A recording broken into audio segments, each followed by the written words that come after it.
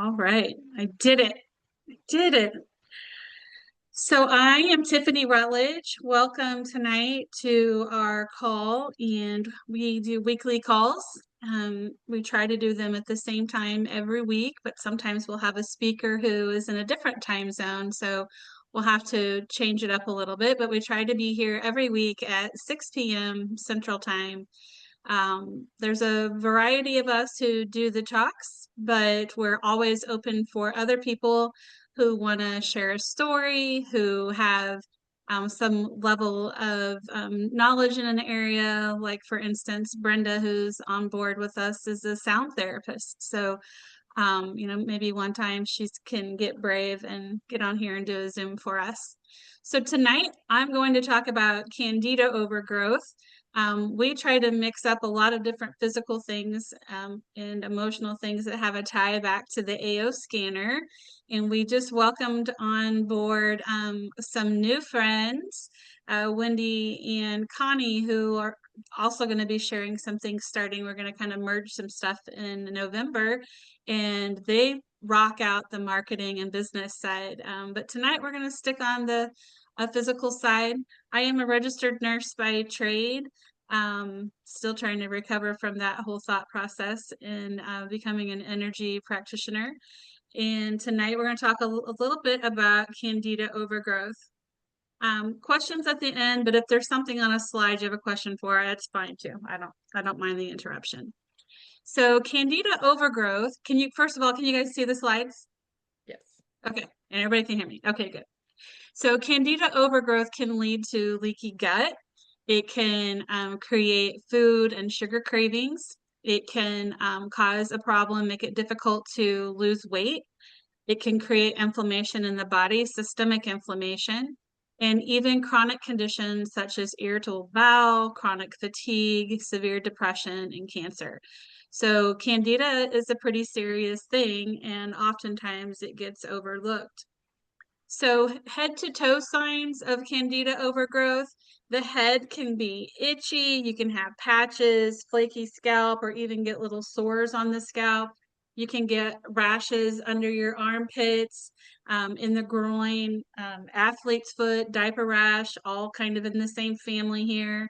Nails can be yellow. They can peel. They can get thick. You can get thrush, like a white coating on your tongue. I'm going to look at some pictures here in a little bit. Respiratory issues can be recurrent coughs, allergies, watery eyes, chronic sinus infections, ear infections. You can even have fatigue, muscle weakness, poor coordination, paralysis, and joint pain. Starting to sound kind of serious here, isn't it? Frequent urination, maybe it's not productive though, like you don't feel like your output is matching up with what you are putting in. A low sex drive, low libido, and then a body odor. And the body odor can just be like, you just have this weird smell. Sometimes people will smell sweet, but sometimes it can be a funk, and they can just get out of the shower and still have that funk. And it can be under their arms or in their vaginal area, but it can also just be like their being has this smell. Um, and then they can also have this kind of dry, itchy problems. Well, what am I doing here? Going really fast here. Signs of Candida overgrowth in the mental and neurological health. It can create issues with anxiety, depression, moodiness, constant sadness for no reason, sensitivity to noise or strong odor. So like you tend to like smell everything. You can have cold hands, cold feet, cold flashes, brain fog, poor memory, blurry vision, dizziness, ringing in the ears, and other symptoms of Candida overgrowth are often mistaken as conditions such as ADHD, autism, Alzheimer's, and MS. I mean, it can be some serious misdiagnosing happening when all the time, it's all the while it's been a Candida overgrowth. And so these diseases can literally be just this horrific overgrowth. Now, yes, many of these symptoms that I've mentioned can be other things, but we don't want to discount a possibility of Candida overgrowth as well, because it can be fixed pretty easily. This isn't something that you have to carry for the rest of your life. So signs of Candida overgrowth in the gut is constipation, or the opposite, diarrhea, or back and forth. You're constipated for a few days, then you have diarrhea, then you're back to being constipated. Mucus in your stools, belching and flatulence, so burping and farting, kind of a gripping abdominal pains in the intestinal tract, and then cravings for breads and sugars and alcohol, and that is what feeds the Candida. The prevalence, it's one of the most misdiagnosed issues due to the large number of diverse symptoms. I mean, you've seen things from itchy scalp here to gas to digestive issues to yellow nails. So a lot of times it's not diagnosed properly. Conservative estimates are that 1 out of 3 people suffer from a yeast-related symptom or health issue.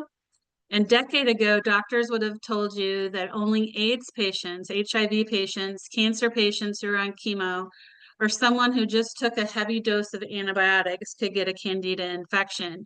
And now we're learning that that's not the truth. And a lot of it is led to our diets and some other things that we're going to get to in a minute.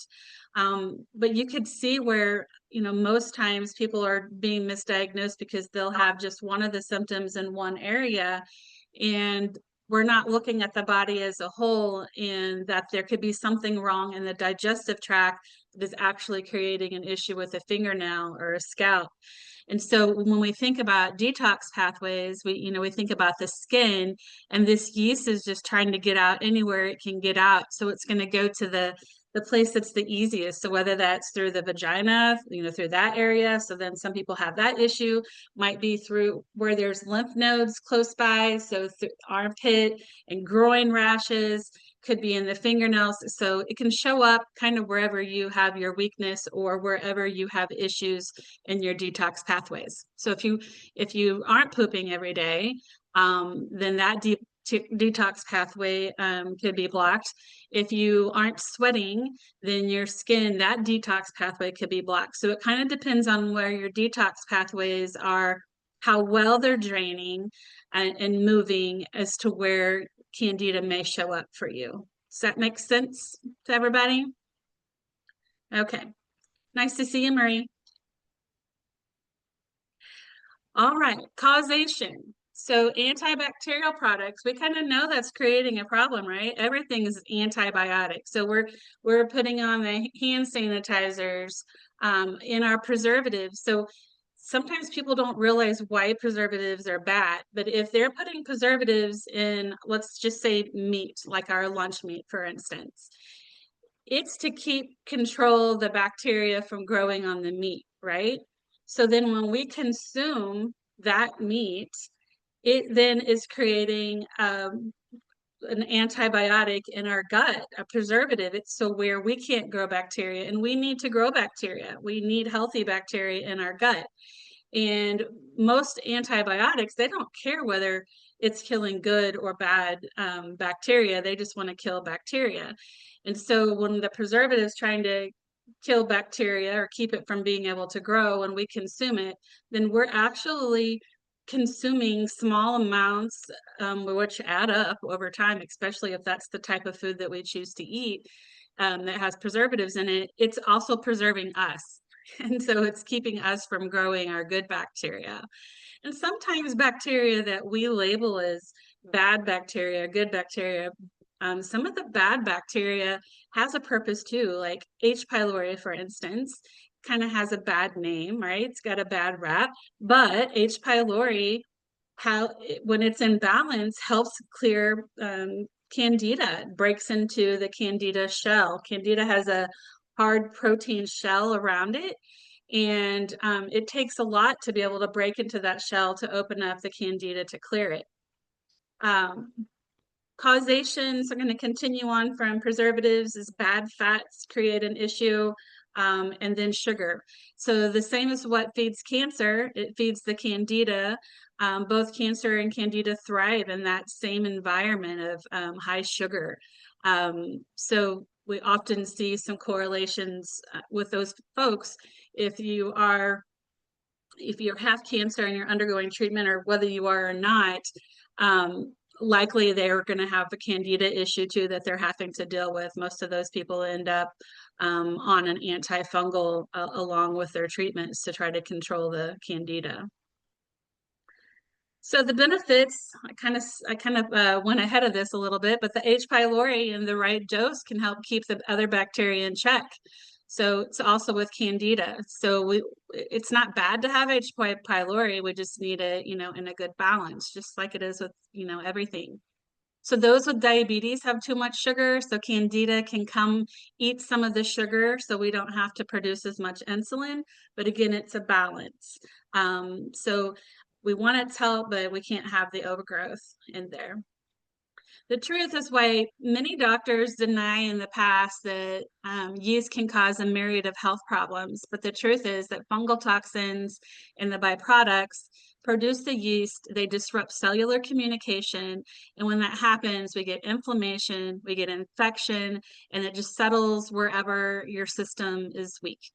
And so that is why we can have kind of the wider range of symptoms person to person.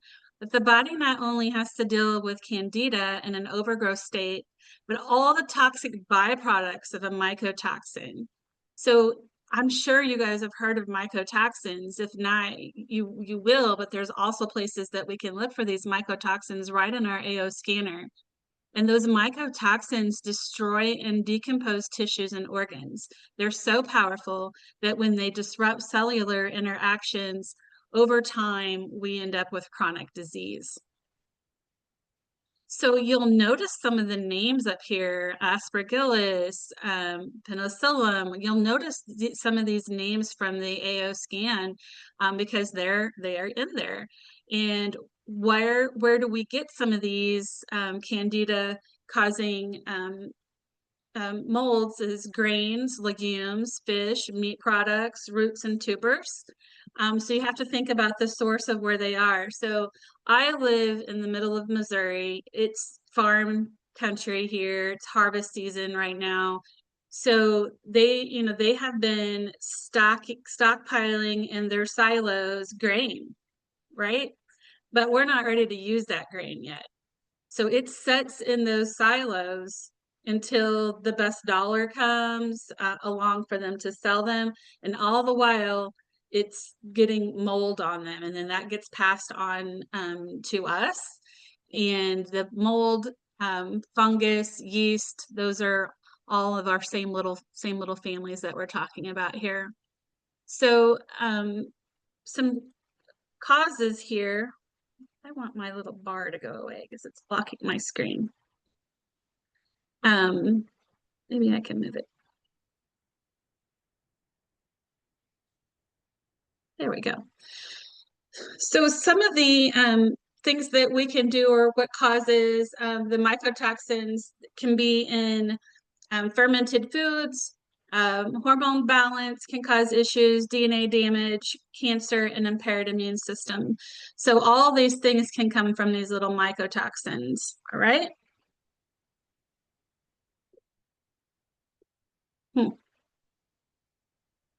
There we go.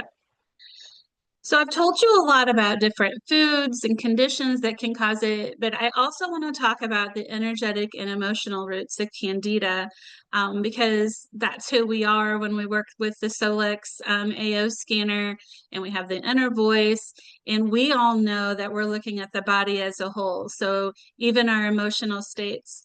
So imbalance between your nourishment and the stagnation and what we allow to overgrow when comfort replaces clarity, suppressed anger and resentment, energy turned inward rather than being expressed, overgiving and weak boundaries, depletion invites imbalance whatever we are, but we're talking about Candida specifically tonight, but this can also be overgrowth of any organism. Control and perfectionism, that is like a tension and acidity in the energetic terrain. Shame and guilt, some of the lowest frequencies that we have. Shame is the lowest. It sets about at a 20. Love is a 500. But especially around the body, pleasure or needs, it creates an inner environment that's just ripe for overgrowth.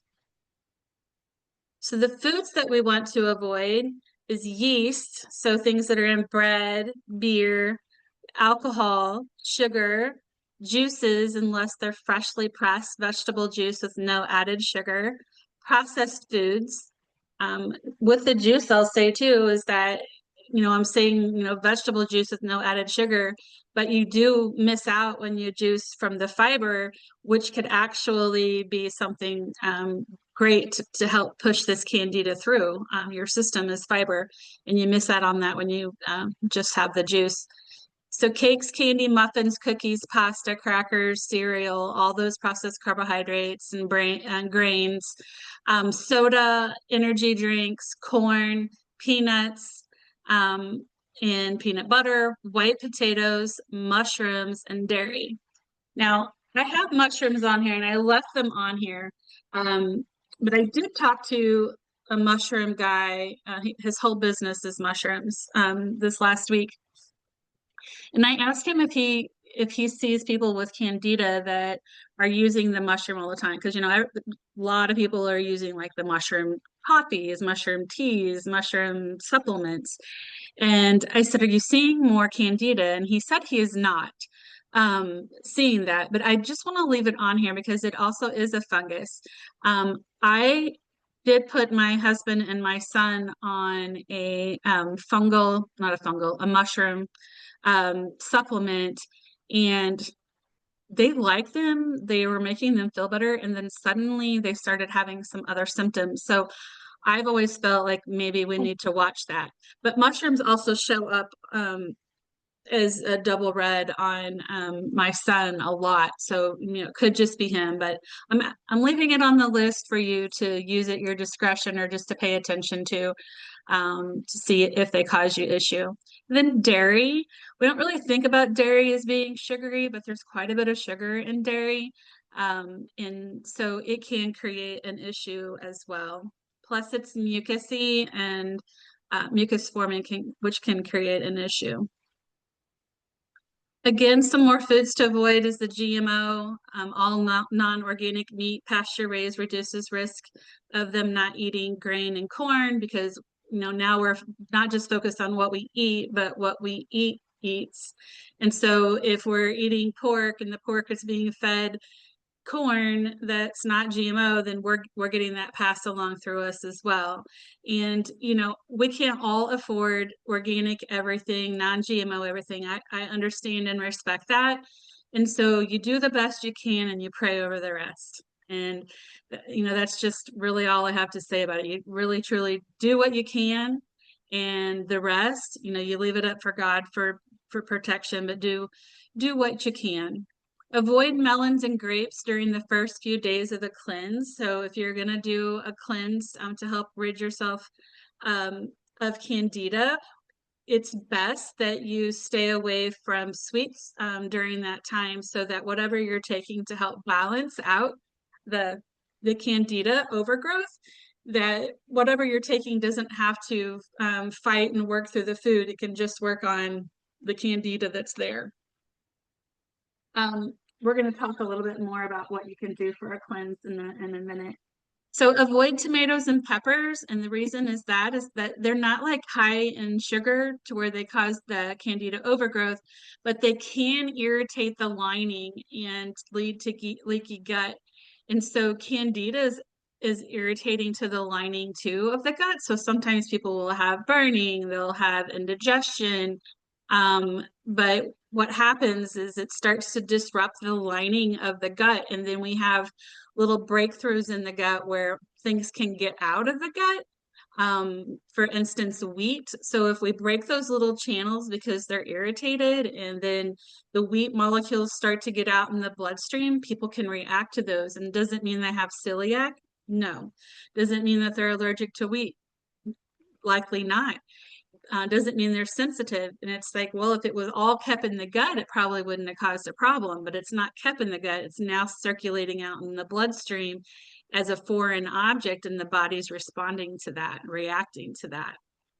We also want to avoid pesticides, herbicides, insecticides, synthetic hormones, growth hormones, chemical enhancers, artificial flavorings, MSG.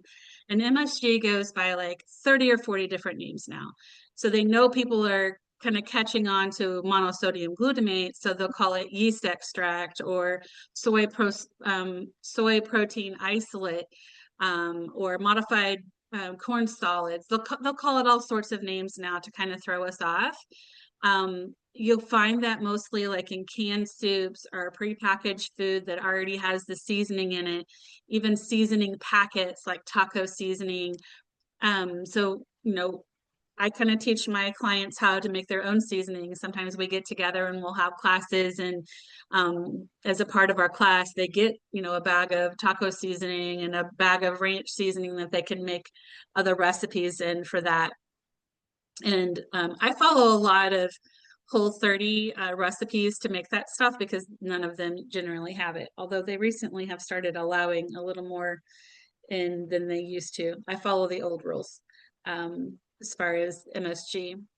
And then, of course, avoiding antibiotics at all costs. And you guys are fortunate enough to have the AO scanner that you can use when you're in need. But there's a lot of other things, natural things that you can use for antibiotics as well.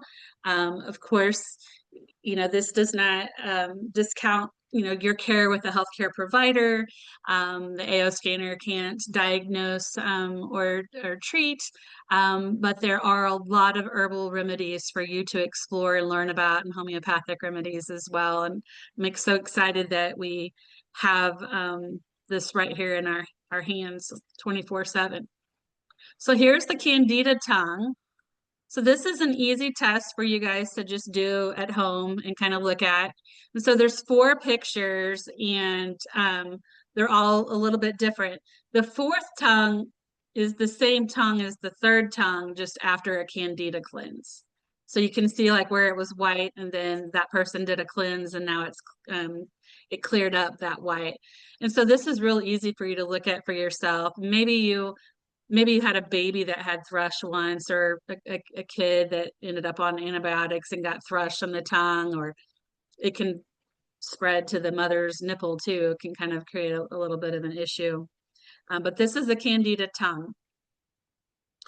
This test is easy and cheap. You can do it at home. If you read about it, of course, there'll be a lot of people who say, oh, that's you know, not accurate. But we know what side of the fence those folks are on. So this is a cheap test. You take a glass of water. I just take one to bed with me when I want to test. And then in the morning, first thing, before I brush my teeth, before I eat or drink, I just spit in the glass. And then I'm watching the glass to see what my spit does. So if the spit looks like jellyfish legs or like a tornado and it's going down through the glass, or it's suspended or falls to the bottom, those are all indicators that there's Candida present. Is it 100% accurate? No, of course it's not, but neither are lab tests. But it does give us an idea. And so you can, if it doesn't start to move around within the first 45 minutes, then you can check it again in 45 minutes and see if there's like string-like stuff starting to go. If it sets on the top, that's negative. It's saying that you don't really have a Candida overgrowth right now. These are just signs that there can be there, but we also have the AO scanner that we can look at those too. And so we're going to look at that here in just a minute. Any questions about the saliva test? Okay. All right, so here's some things that we want to look at in the digestive tract. And so this is in the digestive enzymes and acids. So we want to kind of pay attention to where things are lying here. And a couple of them that we want to make sure that we first have enough digestive enzymes. So hydrochloric acid is something that's we start to decrease production of that as we get older, and it does help break down candida. So it might be something that we want to look into if and add into our supplements if that continues to show up red for you. Lactase breaks down dairy. So if you don't have enough lactase for a digestive enzyme and that's continuously showing up as reds for you, and we know that lactase breaks down dairy and we know dairy can cause candida issues, then we know we probably need to be taking a digestive enzyme or bitters or something like that with our meals. So the same thing kind of goes down. Some of these break down sugars, some of them break down other things. So amylase is the first digestive enzyme. It starts being produced in the mouth as you smell food. So a lot, like during COVID, when people lost their smell and then they have these weird stomach issues going on, a lot of it's because they lost their smell and they weren't producing amylase. And so when you don't produce amylase, that's the first digestive enzyme in the cascade. And so if we're not producing that, then we might not be producing all the others, and our food just kind of sits there like a rock, not having these enzymes that are like scrubbing bubbles and go around and start to break down the food and help it move along on the digestive tract. So cellulase breaks down fiber, maltase and sucrase, they break down sugars as well. Protease breaks down protein. So they all have their own little job.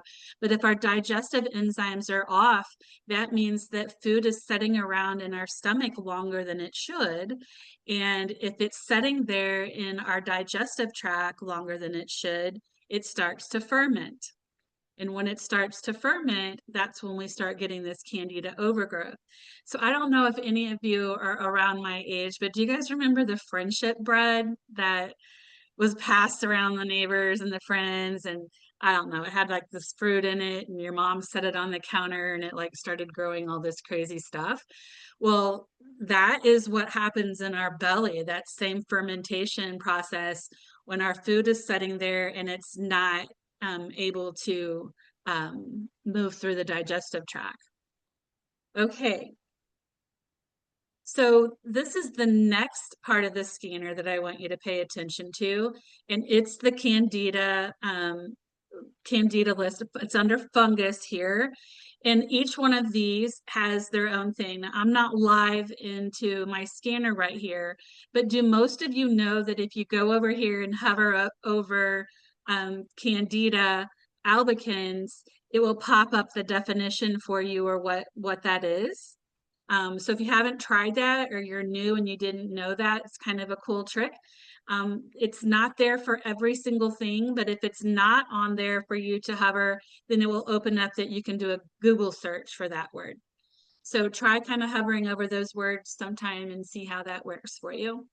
So these are all a little bit different candidas that can be present. Some of them tend to be on the scalp, some of them are on the body, some of them are in the belly. But they all are here. So if you're noticing that you're having a lot of reds, like there's quite a few reds right here in this fungus, this person needs to be paying attention to this fungus and what's going on. Now, we don't have every single frequency for every single thing in the world. So we have groups of them. And so they're, Candida albicans and Tinea corpus could be a very similar frequency.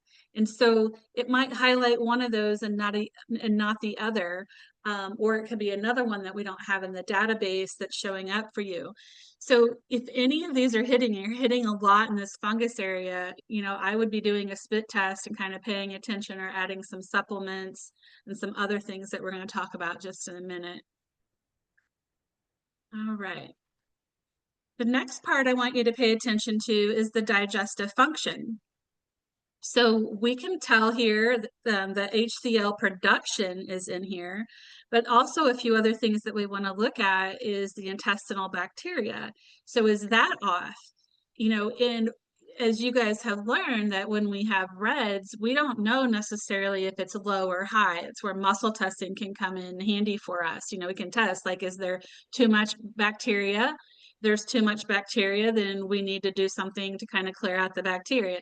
Is there not enough bacteria? Then we would need to add something like a probiotic in there for the bacteria. So muscle testing, again, not 100%, but does give us an idea. Is it high? Is it low? A couple of other things I want to point out here is the peristalsis. So peristalsis, we have it for the colon, and then we have it for the gastric, which is the stomach. These are in alphabetical order, not anatomical order. But if you, first we start with gastric. And so if you're gastric, if you're having reds around the gastric, that means things are being held up in the stomach too long. If you have reds in the small intestine, that means, okay, they're moving through, the gastric area, okay, but once they get to the small intestine, they're setting up in the small intestine. And then, of course, then the colon is the next. And so this can kind of help us figure out where in the chain of digestion do you have a hang up, or where things aren't moving through as good as they should be. And the last one I want to point out is the intraluminal pressure. If you're getting reds in the intraluminal pressure off and on, then that is a good indicator of leaky gut. So it is a closed system, right? It's closed. We have the rectum, of course, is open, our mouth is open, but we have sphincters. So they're like little valves. We have them in between the esophagus and the stomach.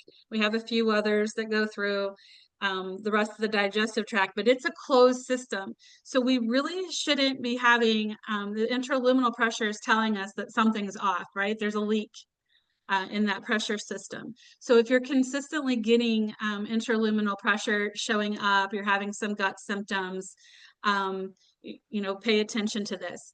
And we remember too with our scanner is that it shows things that have been in the past, it shows things that are brewing on the way, and things that are now. And so even if you don't have any symptoms, but your intraluminal pressure is starting, pay attention, because it could be a good indicator that you're starting the beginnings of an intraluminal pressure or leaky gut issue. And the sooner you can get that under control, the better. I need to flip my light on because it got dark. One second.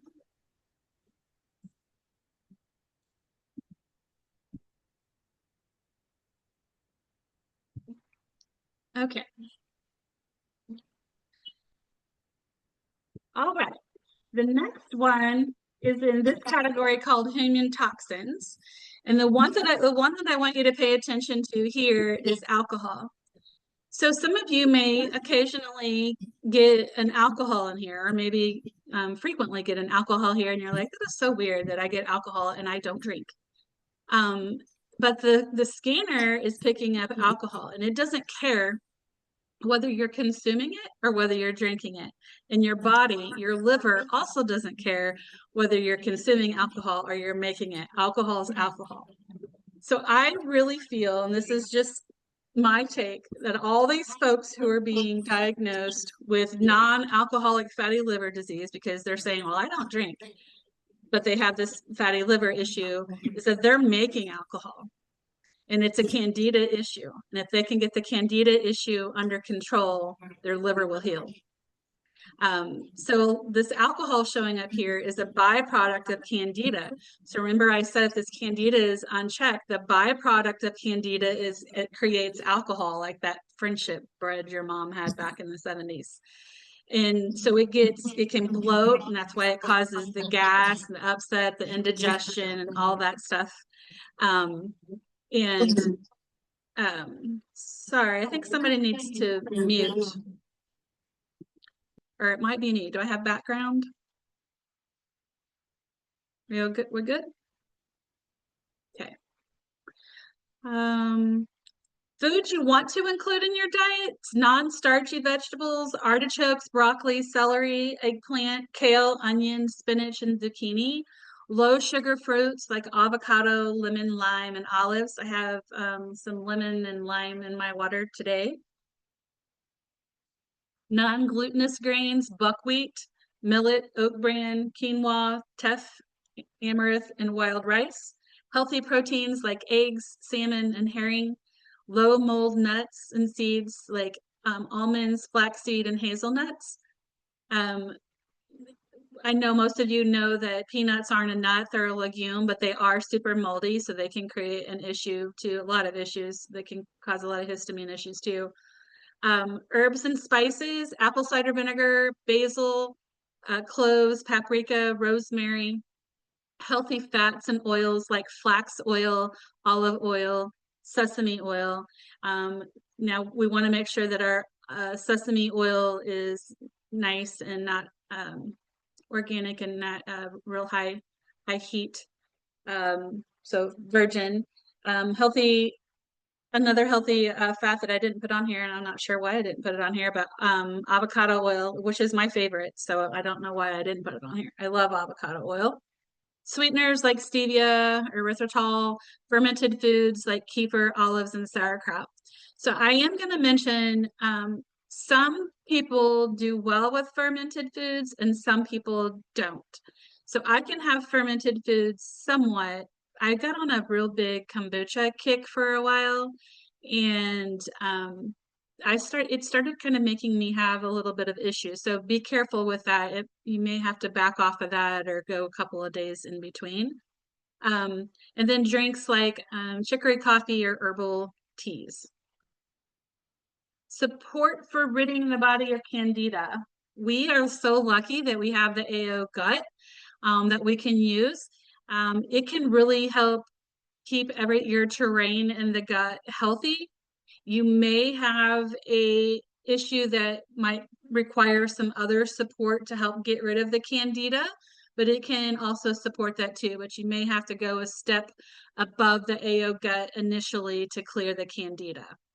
So a few others that I like is Pure Essence Candex, protease type enzyme. Candida has a hard shell and it needs a special enzyme to break it down. So protease needs to be in your digestive enzyme. You may also need lactase. You may need the whole panel. A lot of times they'll just sell digestive enzymes and they have all of them in there, including the hydrochloric acid. So if you're going to take the digestive enzyme, I'd get one that has hydrochloric acid. If you have alpha-gal, you'll need to get the vegetarian because a lot of them have ox bile in them, and that will create an issue. Black walnut.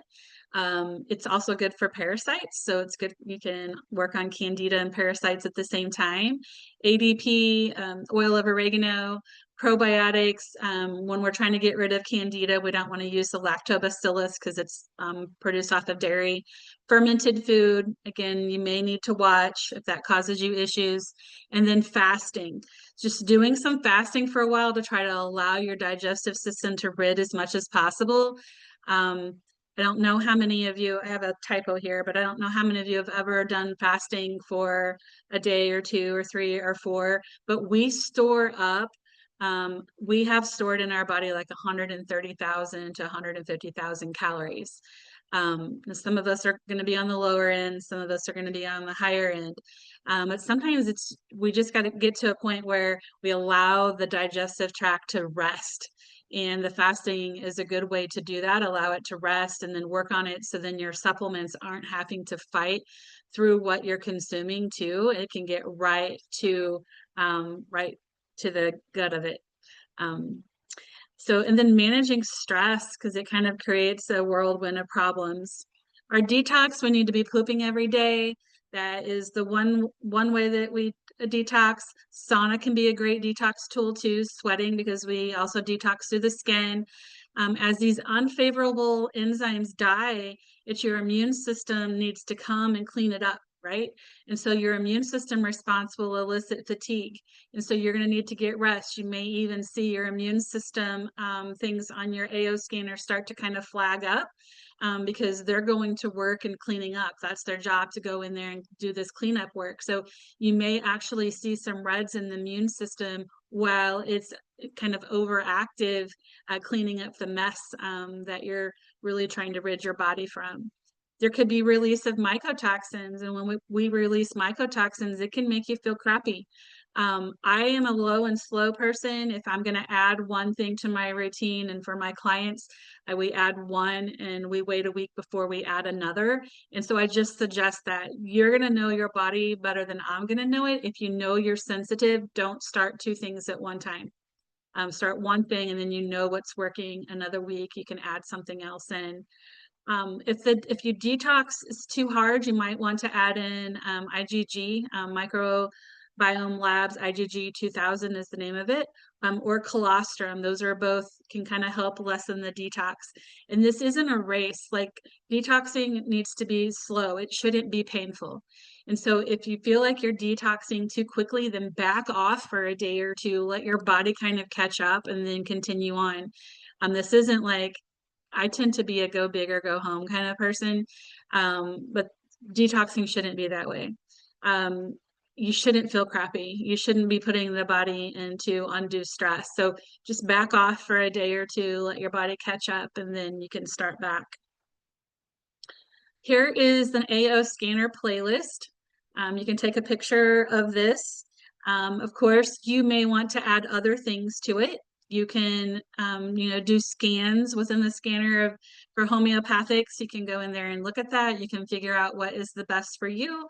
You may not have diabetes, but your sugars may be running high, so that would be a good one. But you can also play a little bit around with these.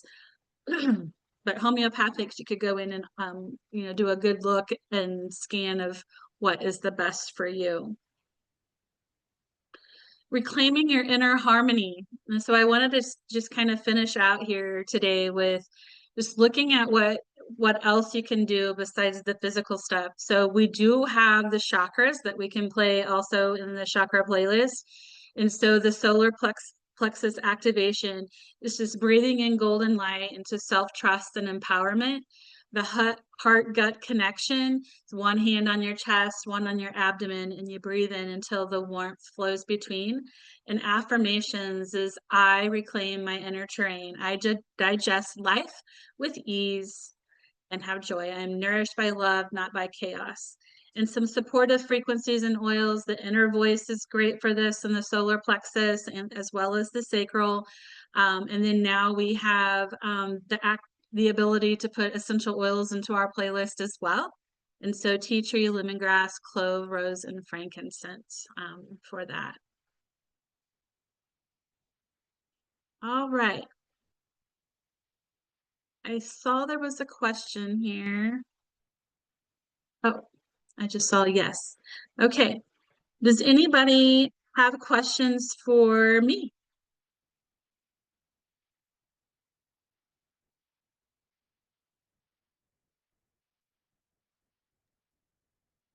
You can put them in the chat or you can ask them here.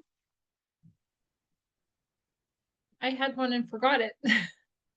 Oh, well, if you think of it, just let me know. We can put it in the group.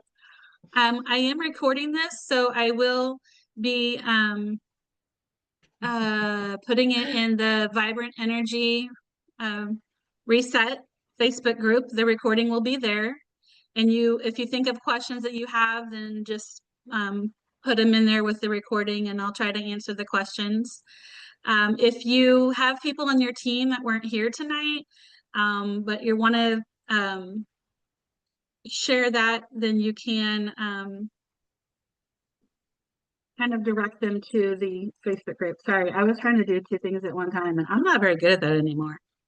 Is this what you were, the person who asked for the Candida list, is this what you're wanting?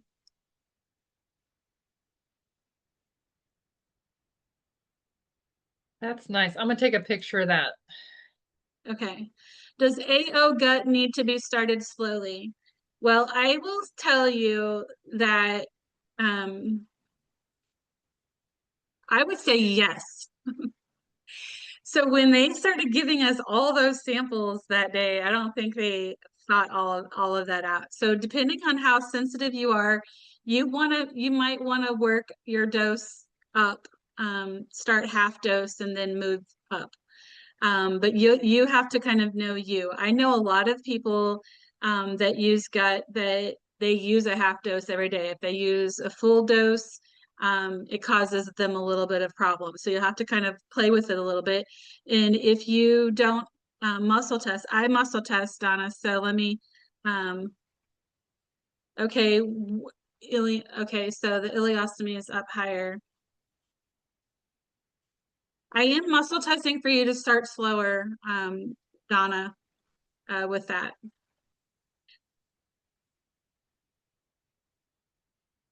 I'm actually testing for you to start at a quarter of the strength. And likely it's because of your condition. It's starting slower for that. We don't want to upset things too much. I can't really think of anything else. Does anybody else have questions?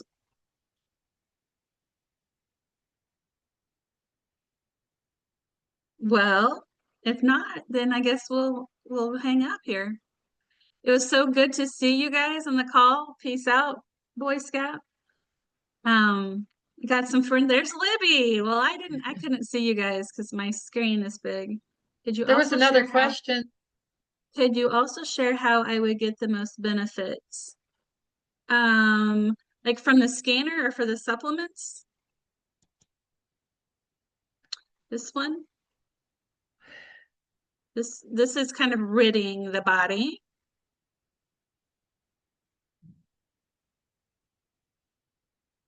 Is that what you were looking for, Jessica? Okay, good. All right, there you go. Oops, I lied.